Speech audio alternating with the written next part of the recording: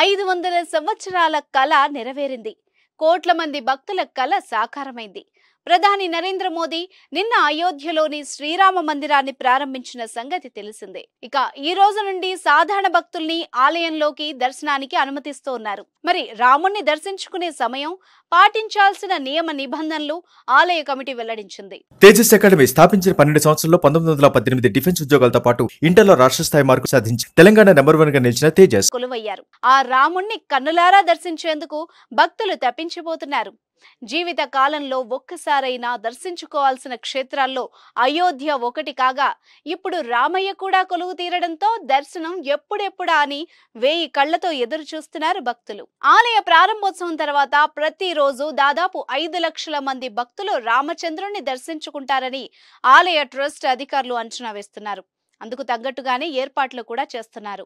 మరి అయోధ్య రాముడి దర్శనానికి వచ్చే భక్తులకు దర్శన సమయం, నియమ నిబంధనలు ఏంటో ఇప్పుడు తెలుసుకుందాం. అయోధ్యలో సామాన్యుల దర్శనం కోసం స్లాట్ కేటాయించారు.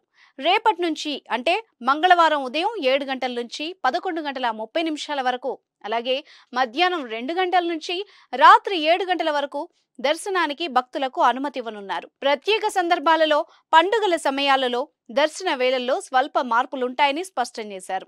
ఉదయం 6:30 జాగరణ హారతి, మధ్యాహ్నం 12 గంటలకు భోగ్ హారతి, సాయంత్రం 7:30 సంధ్యా హారతి ఉండనుంది. భక్తులందరికీ అయోధ్య రామ మందిరంలోకి ప్రవేశం ఉచితమే కానీ ప్రత్యేక దర్శనం చేసుకోవాలనుకునే భక్తులకు టికెట్లు అందుబాటులో ఉండనున్నాయి.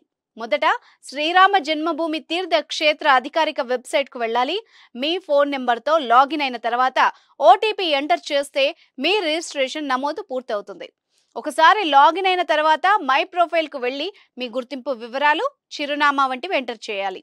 తరువాత హారతి, దర్శనం టైం స్లాట్ ను ఎంపిక చేసుకుని పాస్ కోసం బుక్ చేసుకోవాలి. ఆలయ ప్రాంగణంలోకి వెళ్లిన తర్వాత కౌంటర్లో మీ పాసులు తీసుకుని దర్శనానికి వెళ్ళొచ్చు. దీన్ని మొత్తం ఆన్లైన్ లో బుకింగ్ చేసుకోవాల్సి ఉంటుంది. టికెట్ ధర ఒక్కొక్కరికి 100 నుంచి 300 వరకు ఉంటుంది. ఇంకా దర్శనం టికెట్లను విడుదల చేయలేదు శ్రీరామ జన్మభూమి తీర్థక్షేత్ర ట్రస్ట్ అధికారులు. అక్కడికి వెళ్లే భక్తుల కోసం ఉచిత ప్రసాదం అందిస్తున్నారు. రామ మందిరంలోనికి ప్రవేశించినప్పుడు భక్తులు తప్పనిసరిగా డ్రెస్ కోడ్ ను పాటించాల్సి ఉంటుందని సూచించారు అధికారులు. ఆలయంలోనికి ప్రవేశించే సమయంలో భక్తులు సాంప్రదాయబద్ధమైన దుస్తులు మాత్రమే ధరించాలని షరతు పెట్టారు. పురుషులు ధోతి, గాంచా, కుర్తా, పైజామాను ధరించాల్సి ఉంటుందని చెప్పారు.